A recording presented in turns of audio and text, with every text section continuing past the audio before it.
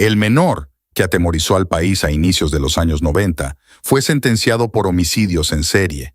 Tenía 15 años y ya les había arrebatado la vida al menos a 20 personas. Se había convertido en el niño del terror por sus crímenes cometidos en apenas 4 meses. El joven que vivía en Quito es recordado como el asesino en serie más joven del Ecuador. Juan Fernando Hermosa Suárez nació el 28 de febrero de 1976 en el cantón Xuxufindi, provincia de Sucumbíos, Ecuador, y fue llevado al poco tiempo a Clemente Vaquerizo, en la ciudad de Babahoyo, Los Ríos. En sus primeros días, después del nacimiento, es trasladado por su madre a la ciudad de Babahoyo, en la provincia de Los Ríos, localidad de donde a la edad de 1 año y 2 meses, debido a las precarias condiciones en las que vivían con su madre biológica y su hermana mayor, es entregado en adopción por su madre a su nueva familia, quienes lo han llevado de Clemente Vaquerizo, ciudad de Babahoyo, provincia de Los Ríos, hasta su casa en un populoso barrio en el norte de Quito. A menudo solía quedar al cuidado de su madre, que sufría de sordera y artritis, cuando su padre adoptivo viajaba a la provincia de Sucumbíos, donde tenía propiedades.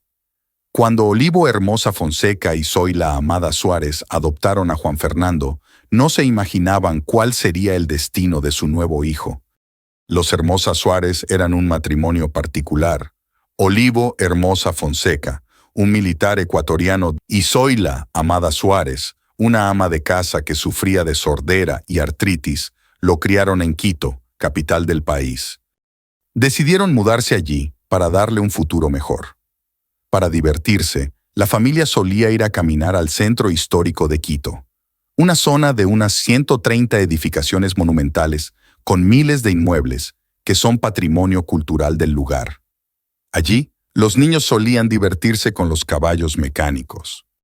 Cuando Juan Hermosa cumplió los 7 años de edad, una joven llamada Gloria, de aproximadamente 14 años, llegó a la casa de los Suárez, diciendo que era hermana de Juan, la menor tenía más hijos, y les pidió al matrimonio si podía vivir con ellos, porque su padrastro no la quería en casa y la echó a la calle. La pareja la aceptó en casa, pero a los pocos días de convivir con ellos, en una tarde cuando la pareja de esposo no se encontraba en casa, Gloria aprovechó el momento que estaban solos y le reveló a Juan que era adoptado. Tal parece que ese era el objetivo de Gloria, llegar y confesarle la verdad a Juan. ¿Por qué lo hizo aún es un misterio? Pero eso no era todo. Gloria hablaba mal de Olivo y Zoila. Gloria le metía ideas en la cabeza a Juan diciéndole de qué tal si le robaban sus pertenencias y escapaban. La joven era muy terrible y problemática, y quizá por eso no pasó mucho tiempo viviendo en la casa de la familia Hermosa. Juan, aun siendo muy pequeño, entendió la gravedad de la situación. Así que con lágrimas en los ojos, decidió esperar a que la pareja de esposos llegara y él mismo preguntarle si lo que dijo Gloria era verdad. Olivo y Zoila, sin más alternativa, le aclaró la duda al pequeño Juan. Lo que Gloria decía era verdad. Juan no se tomó nada bien la noticia. Juan Fernando Hermosa creció como un joven de contextura delgada, tez morena, cabello ondulado. Parecía un joven como cualquier otro. Pero sus ojos, según narran las crónicas de la época, eran saltones y su mirada albergaba misterio. Se cree que Hermosa, a la edad de 9 años, comenzó a asesinar animales luego de descubrir que era adoptado. Incluso hasta llegó a ir al colegio con la cabeza de un gato. La actitud del chico comenzó a cambiar al conocer esa verdad y era imposible para la madre hacerse cargo de él. Las amistades que frecuentaba también tuvieron su papel en esta historia. No se sabe mucho sobre sus primeros años de vida, pero según declaraciones del mismo Juan Fernando, a los 15 años de edad ya lideraba una banda criminal. Comenzó a crear una pandilla formada por 10 jóvenes en donde él cumplía el rol de líder. El adolescente de contextura delgada, ojos saltones y mirada misteriosa, comenzó a frecuentar bares, discotecas y salas de juegos, y así logró formar su pandilla. Al principio eran delitos menores, como robar casas o almacenes, y hasta llegaron a detenerlo en alguna ocasión, pero él dio un nombre falso, Juan Carlos Acosta. Luego la cuestión comenzó a escalar hacia otros delitos. De esta manera, la pandilla del terror, liderada por Hermosa, comenzó a hacer de las suyas en la capital ecuatoriana, sembrando el terror en la población. El 22 de noviembre de 1991, Hermosa salió de una discoteca acompañado de una chica llamada Johanna. Ella tenía conocimiento de que estos chicos eran malos, pero aún así aceptó ir con ellos y con algunos de sus compañeros de la pandilla. Cuando tomaron un taxi marca San Remo, le indicaron al conductor que los llevara al norte de la ciudad. Sin embargo, el recorrido jamás acabó, pues a la altura de la avenida 10 de agosto, Hermosa sacó una pistola 9 milímetros y le disparó al conductor en la cabeza, donde falleció de manera instantánea. Con el hombre muerto en su propio taxi, uno de los jóvenes condujo hacia el suroriente de la ciudad, donde arrojaron el cuerpo del taxista a una guardarraya, nombre que en Ecuador se les da a los caminos estrechos que están junto al sendero principal. Al siguiente día del asesinato, la Policía Nacional encontró el cuerpo de Zambrano, con 2 disparos de un arma 9 milímetros en la cabeza. Hermosa lo había asesinado. Arrojaron el cuerpo de la víctima en un camino estrecho y siguieron con el auto. Johanna, que aún seguía con ellos, presenció todo el delito y quedó en shock por lo sucedido. Y así inició un nuevo capítulo oscuro en la vida de Juan Fernando. La siguiente víctima de Hermosa llegó una semana después del asesinato del taxista. Sin embargo, en este caso, era una persona que él ya conocía, pues llevaba cortándole el cabello varios años.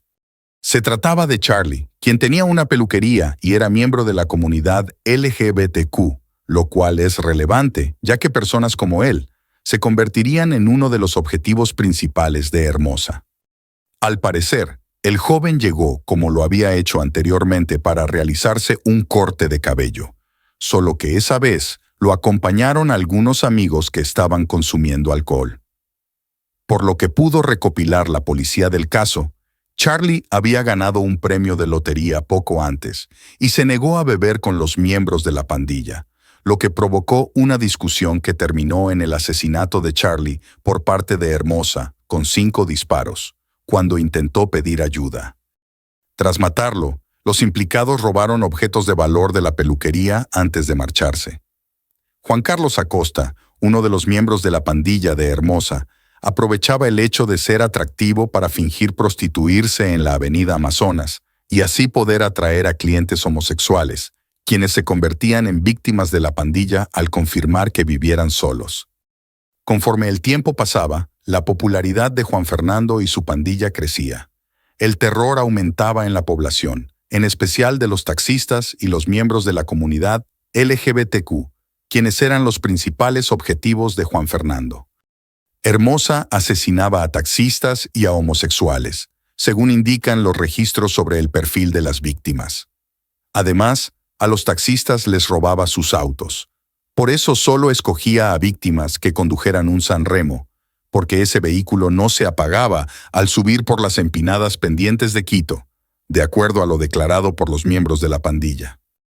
Los crímenes de Hermosa sumaron 23 asesinatos, los cuales ocurrieron durante 4 meses, cobrando la vida de 8 taxistas, 11 hombres homosexuales, un chofer de camioneta y su ayudante, y otros 2 más, por lo que fue conocido como el Niño del Terror.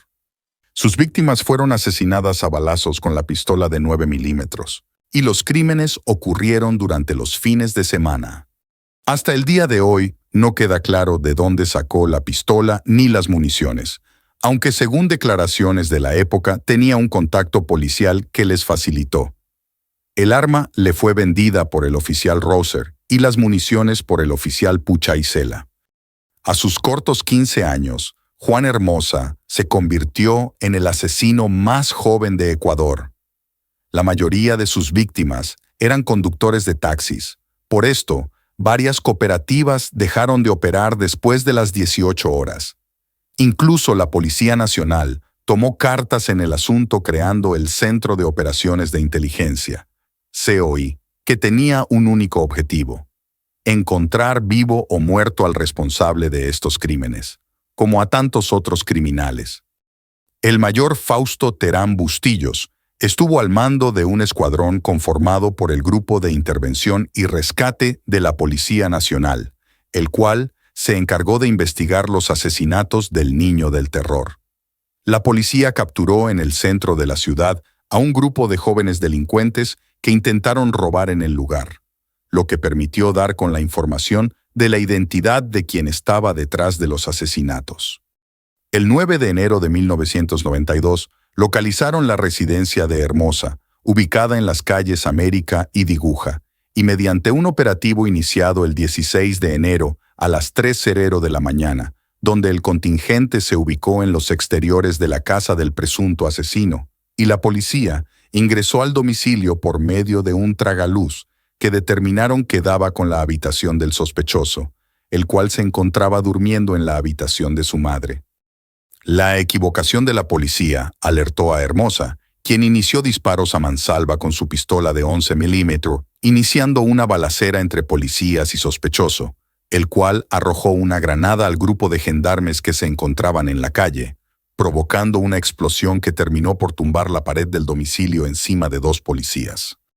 La madre adoptiva de Hermosa murió durante el enfrentamiento en escena, impactada por 11 proyectiles, y Hermosa fue apresado luego de 15 minutos, sin recibir ni un rasguño, mientras intentaba escapar por la ventana posterior.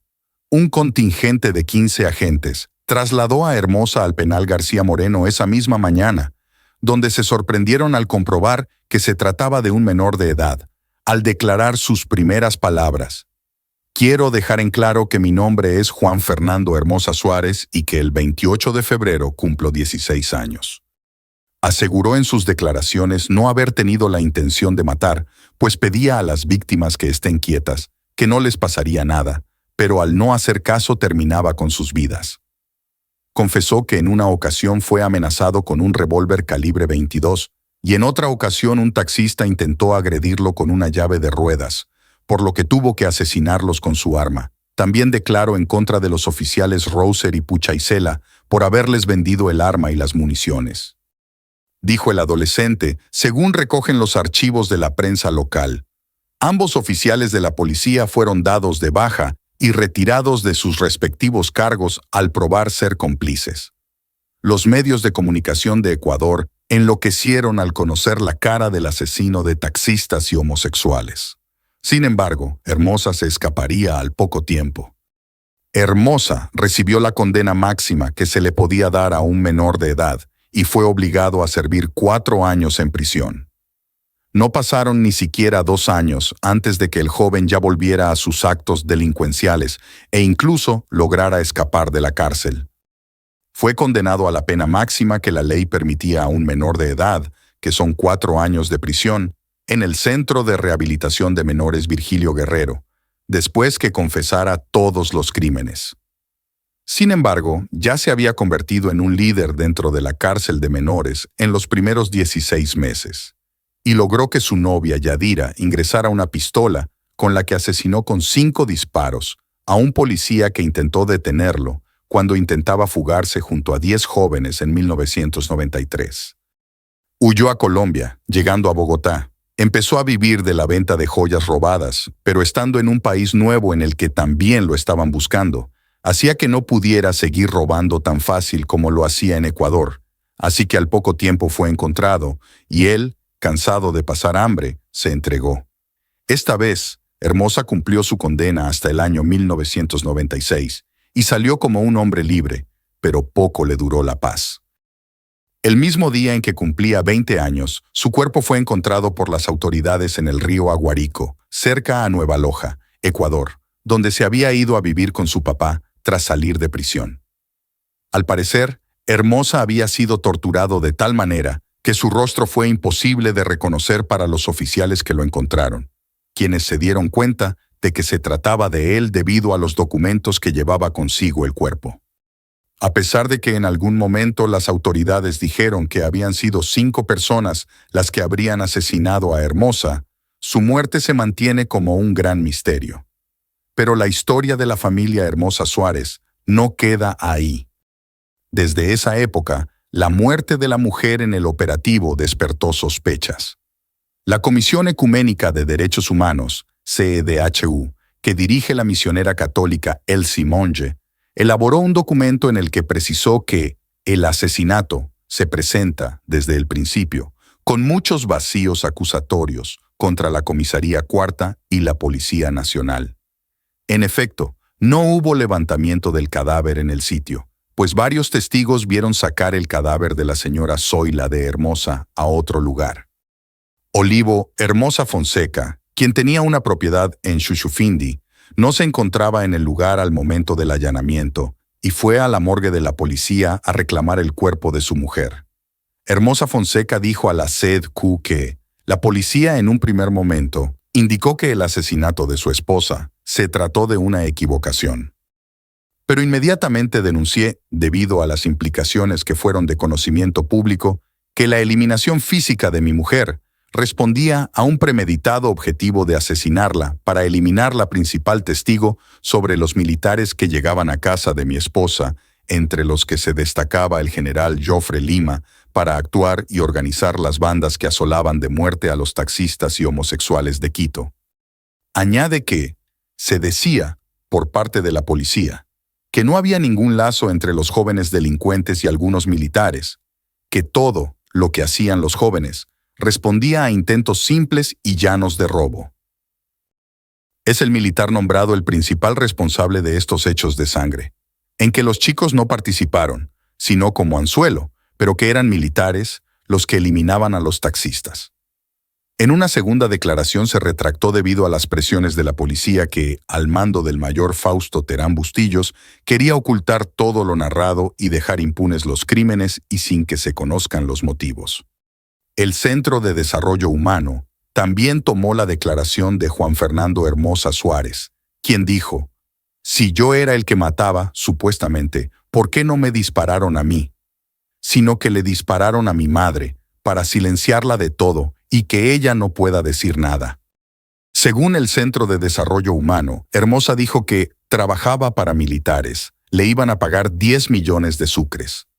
El militar en servicio pasivo aludido por Hermosa, sin embargo, desvirtuaría las acusaciones en su contra por parte del joven. El caso forma parte del informe de la Comisión de la Verdad, que fue creada por el gobierno en 2007 para investigar las violaciones a derechos humanos cometidas, fundamentalmente, durante el gobierno del expresidente León Febres Cordero. En la página 371 del resumen ejecutivo del informe, signado como el caso número 77 y con el expediente 4/2025, aparece la muerte de Amada Suárez, con la siguiente descripción: madre de supuesto delincuente juvenil, ejecutada por miembros de la policía, mientras dormía junto a su hijo Juan Fernando Hermosa, presunto delincuente juvenil y jefe de un grupo delincuencial. El hecho se produjo en la ciudad de Quito en enero 1992. A renglón seguido, el informe precisa que los presuntos responsables serían Lima Iglesias, Joffre Gaitán y Terán Bustillos Fausto Marcelo. El informe, que fue hecho público en 2010, contiene el estudio de 118 casos, de los que 7 han sido judicializados por la Fiscalía General del Estado. El 25 de septiembre de 2015, la Fiscalía concurrió a una audiencia de formulación de cargos en contra de 8 expolicías, a los que la fiscal Paola Gallardo sindicó como posibles involucrados, en lo que el Ministerio Público, acogiendo la recomendación de la Comisión de la Verdad, llama una ejecución extrajudicial. Para diciembre de ese mismo año, 5 personas más fueron vinculadas a la investigación, que actualmente tiene por lo menos 13 procesados.